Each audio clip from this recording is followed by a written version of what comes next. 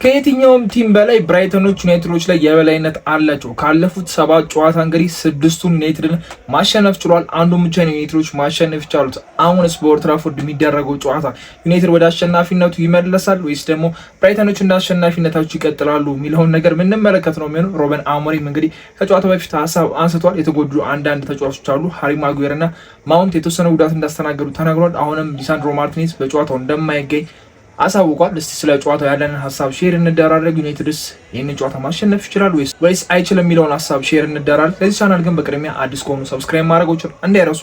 ወደ ቪዲዮ እንሂድ።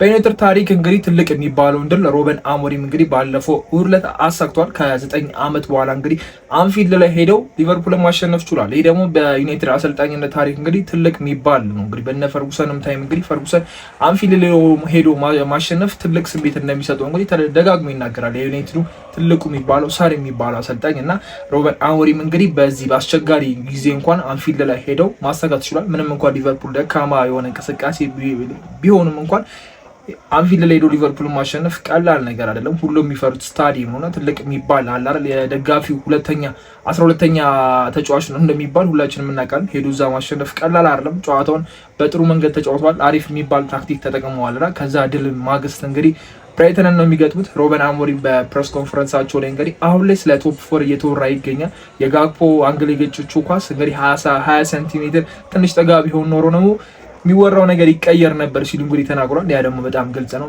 ሚዲያው ምን ያህል ጫና ዩናይትድ ላይ እንደሚያደርስ እናውቃለን። አሁን 3-4-3 የሚባለውን ወሬ ከሰማነው ረጅም ጊዜ ሆነናል።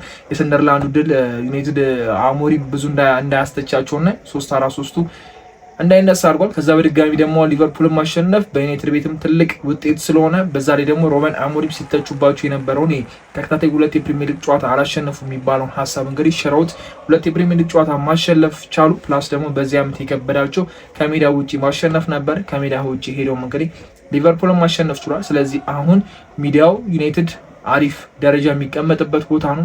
4ኛ ደረጃ ላይ ቶፕ 4 የመጨረስ እድል አላቸው። ኢቨን እንኳን የዋንጫ ተፎካካሪ የሚሆኑበት እድል አለ። ሰርፕራይዚንግ ቲም ሊሆኑ ይችላሉ የሚሉ ሀሳቦች አሁን ላይ እየተነሱ ነው እና ሩበን አሞሪም ይገባዋል ብዬ አስባለሁ። የሚዲያው ጨዋታ በደንብ ያውቀዋል። ልክ ዩናይትድ ሲሸነፍ ምን እንደሚባልና ዩናይትድ ደግሞ ሲያሸንፍ ምን እንደሚባል ስለሚያውቀው ብዙ ከሚዲያው ጫና ራሱን ማግለል የሚችል ሰው ነው ብዬ አስባለሁ። ተጫዋቾቹም ከሚዲያ ጫና ራሳቸውን ቢያገሉ ብዙ ነገር ይጠቀማሉ የሚል ሀሳብን ከዚህ ቀደም ሰምተናል እና የሚዲያው ነገር እንዳለ ነው። ሃሪ ማጉዌር እና ማውንት እንግዲህ ትንሽ መጠነኛ ጉዳቶች አጋጥሟቸዋል ሲል ግን ደግሞ ይህን ያህል አስከፊ አይደለም። ለጨዋታው ይድረሱ አይድረሱ እርግጥ አይደለም፣ ግን ደግሞ ምናልባት ቤንች ላይ የምናይበት አጋጣሚ ሰፊ ነው። ስለዚህ ሴስኮ እና ሌኒሮ በቋሚነት የሚጀምሩበት አጋጣሚ ይሆናል ብዬ አስባለሁ። ባለፈው የማውንት አጫውት ይህን ያህልም አልነበረም፣ ጥሩ የሚባል አልነበረም። ሃሪ ማጉዌር ጥሩ ፐርፎርም አድርጓል። ያቺ የመጨረሻ ሰዓት ጎልም እንግዲህ ዩናይትድን ወደ አሸናፊነት መልሳለች እና ጥሩ ጨዋታ ነው። ስለዚህ በሌኒሮ ብንጫወትም ይህን ያህል አስከፊ ነገር አይመጣም።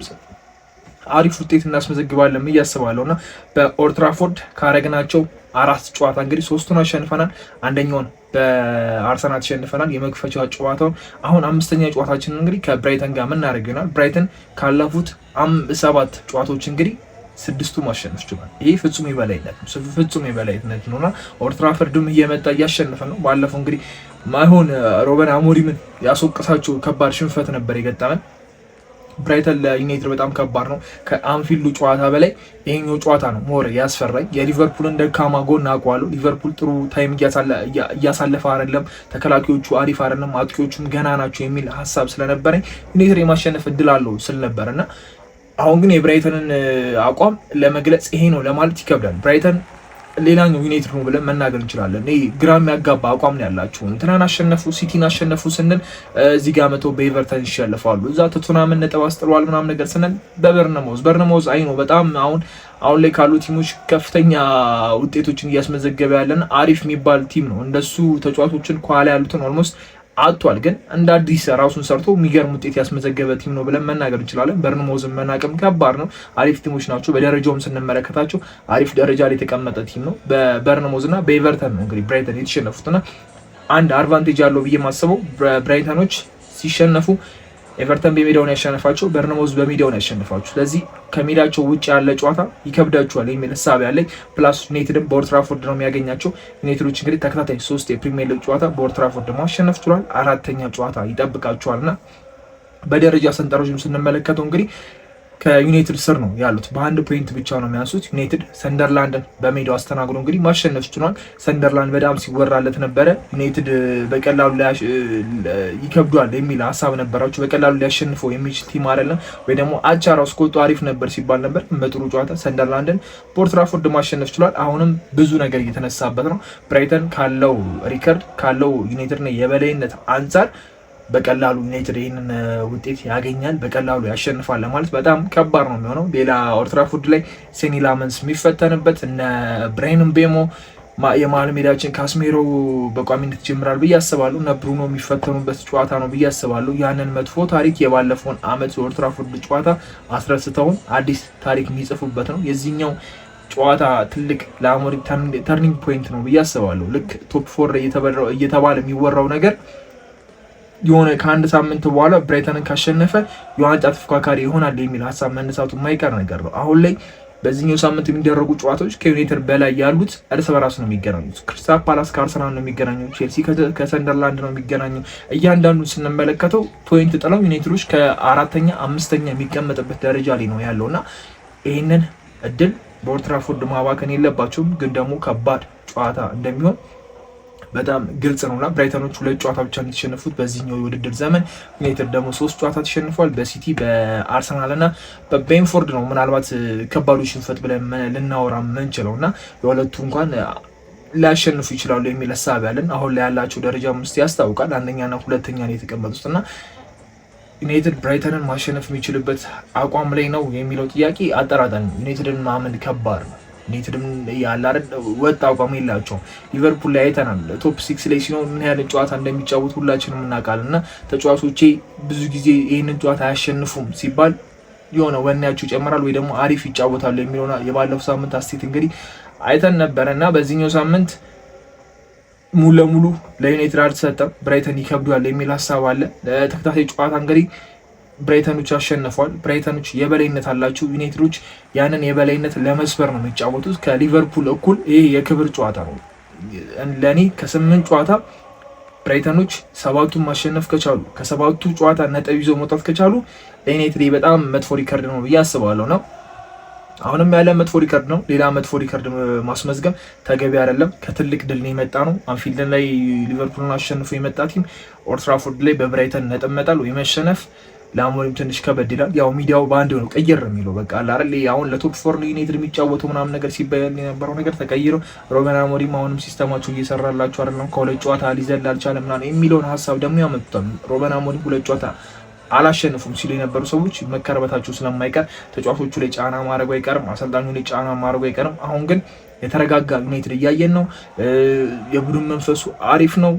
በቃ ትልቅ ድል ስላስመዘገቡ ሁሉም ሪላክስ እያደረጉ ነው። በሳምንት አንዴ ነው የሚጫወቱት፣ ብዙ ጫና የለባቸውም እና ይህንን ስንመለከት ብራይተንን ማሸነፍ ለዩናይትድ በጣም ትልቅ ፖይንት ነው እና ብራይተኖች ምን አይነት አጨዋወት ይዘው ይመጣሉ የሚለው ነገር የሮበን አሞሪም እንደ ባለፈው ሊቨርፑል ላይ በሎ ብሎክ እንደተጫወቱትና ሎንግ ቦል እንደተጫወቱት አይነት ሌላ አጨዋወት ይዞ መጥተው ጨዋታውን ለማሸነፍ የሚሆን አይነት አጨዋወት ይዞ መጥተው ይቀርባሉ የሚለው ነገር የምንመለከተው ነው የሚሆነው። የሊቨርፑልን ጨዋታ ላየ በቃ ሮበን አሞሪም ከነበሩት ነገሮች ትንሽ ቀየር አድርጎ ነው የመጣው። በፊት ዝም ብለን ነበር የሚጫወተው በቃ አይደል፣ ኳስን ይዞ መጫወት ከዛ ሄዶ ለማግባት መሞከር ነበር። የሊቨርፑል ጨዋታ ላይ ግን ኳሱን ሰጠ፣ ሎንግ ቦል ተጫወተ፣ ከዛ ጎሎችን ማስቆጠር ቻለና ያ ነገር ጠቅሞታል። አሁንም ለብራይተን የሚሆን አጫወት ለብራይተን የሚሆን ተስማሚ ነገር አስበው ባለው በዚሁ 3-4-3 አሰላለፉ የሆነ ነገር ፈጥሮ መምጣቱ ለሱ ትልቅ ነገር ነው። 3 ነጥብ ማግኘት ይሄንን በጣም ትልቅ 3 ነጥብ ነው። እንዳልኳችሁ ከላይ ያሉት ቀላል ተጋጣሚዎች አይደለም። ሊቨርፑል ወደ አሸናፊነት ቢመለስም ተከታታይ የፕሪሚየር ሊግ 3 ጨዋታዎችን ተሸንፏል። በክሪስታል ፓላስ፣ በቼልሲ ከዛ በዩናይትድ ተሸንፏል። ቤንፎርድ ነው ከፊት ለፊታችሁ ያለው። በቀላሉ ያሸንፈዋል የሚል ተስፋ የለኝም። ከሜዳው ውጪ ነውና ሊቨርፑል አቋምን የሚፈተንበት ነው። እንግሊዝ ፕሪሚየር ሊግ ላይ ያለው አቋም እንዴት ነው ተሻሽሏል ተሻሻለ የሚለው ነገር የሚፈተንበት ነው። ነጥብ ሊጥል ይችላል። ዩናይትድ በአንድ ነጥብ ካሸነፈ ሊበልጡ ይችላል። ቼልሲ ከሰንደርላንድ ነው። ቼልሲ ቢያሸንፍ ሰንደርላንድን ይበልጣል። ሰንደርላንድ ቢያሸንፍ ቼልሲን ይበልጣል። ሁለቱም ነጥብ ካላሉ ደግሞ ዩናይትድ ሁለቱንም ሊበልጣቸው ይችላል። ሲቲ ከቪላ ነው የሚጫወተው። ቪላ ባለፈው ሳምንት ቶተናምን አሸንፏል። ስለዚህ ትልቅ የሚባል ጨዋታ ነው። ከአርሰናል በክሪስታል ፓላስ ነጥብ ቢጥል ክሪስታል ፓላስ በዚህ ዓመት አንድ ጨዋታ ብቻ ነው በኤቨርተን የተሸነፉት። ከአርሰናል ጋር እኩል ናቸው። አርሰናልም አንድ ጨዋታ በሊቨርፑል ተሸነፈ።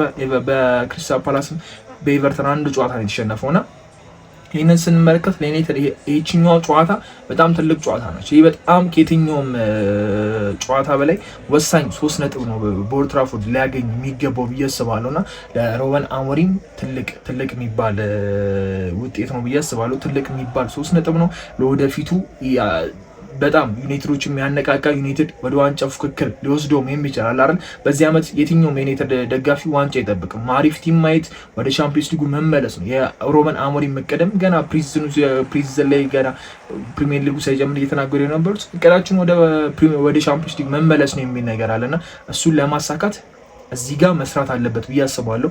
ተጫዋቾቹ ከመሪው አርሰናል ጋር ያላቸው ፖይንት እየቀረበ ደረጃቸው የተሻሻለ እንደሆነ ሲገባቸው የመጮት ፍላጎታቸው የማሸነፍ ፍላጎታቸው ሞር እየጨመረ ይሄዳል እና ሁሉም የማሸነፍ ፍላጎት ያለው ተጫዋች እንደሆነ እናውቃለን። ብራይን ምቤሞ ምን አይነት ድንቅ ተጫዋች እንደሆነ እየተመለከተን ነው እና አማድ በጣም ደስተኛ ናቸው። በኢንተርቪውም ተደርጎ ነበረ እኔ 10 ቁጥር ቦታ ተጫወትኩኝም፣ ብራይን ምቤሞ 10 ቁጥር ቦታ ተጫወተም፣ ዋናው ቡድኑ ማሸነፉ ነው። አንድ ተጫዋች የትኛውን ቦታ ላይ መጮት አለበት ብዬ አስባለሁ ቡድኑን እስከጠቀመ ድረስ የሚል አስተያየትን ሰጥቷልና የኢንስታግራም ያጠፋቸውን ፎቶ መልሷቸዋል። አሁን ላይ በቃ ትንሽ ደጋፊ ተበሳጭቶበት የማይሆን ነገሮች ተፈጥሮ ነበር። ሁሉንም ነገር እናጠፋ ባለፈው አንስተን ነበርና አሁን ላይ ጥሩ ስሜት ላይ ያለ ይመስላል። ሮበን አሞሪም ስለ ብሩኖ ተናግረው ነበር። በዚህኛው ትንሽ ተለይቶብኛል የሚል አስተያየትን ሰጥቷል። ለአሞሪም ብቻ ሳይሆን ለደጋፊ ብሩኖ ተለይቷል። ፔናልቲዎችን አባክኗል። ጥሩ መንፈስ ላይ አይደለም። ቡድኑ ነጥብ ሲጥል ቡድኑ ሲሸነፍ በሱ ጥፋት ብቻ ይመስሏል የሚል አስተያየትን ሰጥቷል። ማንም ሰው አይረዳውም። እዚህ እኛ የምናየው ሰዎች ነን እሱን የሚረዳው የሚል ሀሳብ አንስቷል እና ብሩኖ ዋጋ የሚያስከፍሉ ፔናልቲዎችን ስቷል እና እንደዛ ላይጨነቅበት ላይረበሽበት የሚችልበት አጋጣሚ አለ ብዬ አላስብም እና እንደዚህ አይነት መንፈሶች መጥፋታቸው ተከታታይ ድሎች ስላሉ አሁን ብሩኖ መንፈሱ ተረጋግጧል ብዬ አስባለሁ። ማቲያስ ኩኛ የሊቨርፑሉ ጨዋታ ጎልን ባያስቆጠር አሲስትን ባያደርግ ምን ያህል ድንቅ እንቅስቃሴ እንዳደረገ ተመልክተናል። ብዙዎች ሲያሞድሱት ነበር። ከኳስ ውጭ ያለው እንቅስቃሴ ከኳስ ጋር ያለው እንቅስቃሴ ሲያወድሱት ስለነበረ ብዙ ጫና የለበትም። ሴስኮ ተቀይሮ ስለገባ ምንም በቃ ጎል አላገባም አንፊልድ ላይ ብሎ የሚተቸውም የለም። ሮበን አሞሪም የመረጡት ጨዋታ አሪፍ ነው ብለዋል። እነ ማቲያስ ዴሊት ጥሩ ነገር እንቅስቃሴን ያደርጉት። ሴኒ ላመንስ ተከታታይ የዩናይትድ አሪፍ በረኛ ሆኖ ቀጥሏል። ሬቱን ተመልክተናል 8 ነጥብ ምናምን የተሰጠውና ሁሉም እያንዳንዳቸው በጣም አሪፍ የሚባል እንቅስቃሴ ላይ ያሉት ምናልባት የሌፍት ባኩ ነው እነ ዶርጉና ዳሎ ሁለቱም ያልሻሉ ሰዎች ብለን መናገር የምንችላቸው ሁለቱ ናቸው። ማዝራዊ ተመልሷል። ማዝራዊ በታችኛው በኩል ይሞክረዋል ብዬ አላስብም። ከሞከረው ግን ሌላ አማራጭ ነው ብዬ አስባለሁ። የቡድን መንፈሱ በጣም አሪፍ ነው። ብራይተኖች የሴት ፒስ አደገኛ ናቸው። የቆሙ ኳሶች ላይ በጣም አሪፍ ናቸው። ዩናይትድ ደግሞ አሁን ላይ በዚያም የተሻሻለው ነገር የቆሙ ኳስ ላይ በጣም አሪፍ ነው። እኛም የቆመ ኳስ ማግባታችንን እየቀጠለ ነው እና አሪፍ እንቅስቃሴ እያደረገን ነው። ሴኒ ላመንስ የአየር ኳሶችን በደንብ እያሸነፈ ነው። እንዲሁም የጨዋታ ላይ የሚመጡ ኳሶችን እንዴት እንደሚመለስ ተመልክተናል እና አስተማማኝ የሚባል በረኛ አለን። ብራይተንን ማሸነፍ ለዩናይትድ አመቱን ሊቀየርበትም ከሊቨርፑሉ ጨዋታ በላይ ለኔ ይሄኛው 3 ነጥብ በጣም ወሳኝ ነው። ይሄኛው ድል በጣም ወሳኝ ነው። በጣም እንደምንም ዩናይትድ ለምን አይቀጠቀጥም? በጣም ብዙ ሹት ኦን ታርጌቶች ኖሮበት ኦፍ ታርጌቱ የሚሆን ብቻ 1-0 ብቻ አሸንፍ። ይሄ ጨዋታ ለዩናይትድ በጣም ወሳኝ ጨዋታ ነውና እንደ ሊቨርፑሉ ጨዋታ መተማመን የለኝም። ዩናይትድ ይሄንን ጨዋታ በሙሉ ልብ ያሸንፋል የሚል እንትን የለኝም እና የአሞሪም ቲም ወጥነቱ የሚፈተንበት፣ የአሞሪም ቲም መሻሻሉ የሚታይበት፣ የአሞሪም ቲም የት ደረጃ ይደርሳል የሚለውን ነገር የምናይበት ነውና ከብራይተን ቀጥሎ ሌላ ምናልባት ኖቲንግሃም ነው። አዲስ አሰልጣኝ ስለሆነ ምን አይነት አቋም ሊኖራቸው እንደሚችል አናውቅም። ግን ስቲል የዩናይትድ ደብል ቻንስ የምንሰጠው ነገር አለ። ወይ ሊያሸንፍ ይችላል ወይ አቻ ሊወጣ ይችላል የሚል ግምት ልንሰጠው እንችላለን እና ከዛ ቶተንሃምን ነው የምናገኘው። በሁለቱ ነጥብ ከያዘ ከቀጠለ በጣም አሪፍ ነው። የነገው የ1 ሰዓት ተኩል ተጠባቂ ጨዋታ በብራይተን እና በዩናይትድ በኩል እንግዲህ ሮበን አሞሪም ምን ሊያሳዩን ይችላሉ የሚለው ነገር በጣም ተጠባቂ ነው። መጥፎ ሪካርድ እንደማያስመዘግቡ ተስፋ አደርጋለሁ። በፕሪሚየር ሊጉ ተከታታይ 3 የፕሪሚየር ሊግ ጨዋታዎችን ማሸነፍ የሚችሉበት ትልቅ አጋጣሚ እጃችሁ ላይ ያለው። ከኦልድ ትራፎርድ ላይ እንግዲህ ያላቸው የሜዳ ሪከርድ አሁን በጣም አሪፍ ነው። 3 ተከታታይ ስላሸነፉ 4ኛ ይሆናል። ሜዳችንን አለማስደፈር እንደ ዩናይትድ ደጋፊ በጣም አሪፍ ነገር ነው። ዩናይትድ መጥተው ኦልድ ትራፎርድ መጥተው ማንም ሰው 3 ነጥብ በቀላሉ ይዞ መውጣት እንደማይችል የሚያምን ቲም መፍጠር አለብን። ከዚህ በፊት እንግዲህ ባለፉት ዓመታት ላይ ኦልድ ትራፎርድ መጥቶ ማሸነፍ ቀላል ነገር ሆኖ ተመልክተናል ነው። ኦልድ ትራፎርድ ላይ መሸነፍ በጣም ኖርማል ነገር ሆኗል። አሁን ግን ያንን ነገር ማስቆም አለባቸው ብዬ አስባለሁ። ከአርሰናሉ እስከ ሰንደርላንዱ ጨዋታ ድረስ እንግዲህ በኦልድ ትራፎርድ ላይ ያደረግነው በጣም አሪፍ ጨዋታ ነው። ምንም ማይካድ ነው እና 3ቱን ማሸነፍ ችለናል። በዛ ተሸንፈናል። ምንም 4ቱ ጨዋታዎች በጣም አሪፍ ናቸው። 5ኛ ጨዋታ በድል ምንፈጽምበት ጨዋታ ያድርግልን። መልካም ጨዋታ ከዚሁ እላለሁ። እንግዲህ የነገውን ጨዋታ ደግሞ አይተን ሩበን አሞሪም ምን ታክቲካል ነገር ይጠቀማሉ፣ ማንን አሰልፈው ጨዋታውን በሽንፈት ወይ በማሸነፍ ወይ አቻ በመውጣት ይጨርሳሉ የሚለውን ነገር የምንመለከተው ነው የሚሆነው። እስቲ ለዚህ ቻናል ግን በቅድሚያ አዲስ ከሆኑ ሰብስክራይብ ማድረጉት እንዳይረሱ። በነገው ቪዲዮ ውስጥ ከጨዋታው በኋላ ሀሳባችን ሼር ምን እንደራረግ ይሆናል። በቀጣይ ቪዲዮ እስከምንገናኝ መቻችሁ ቻው።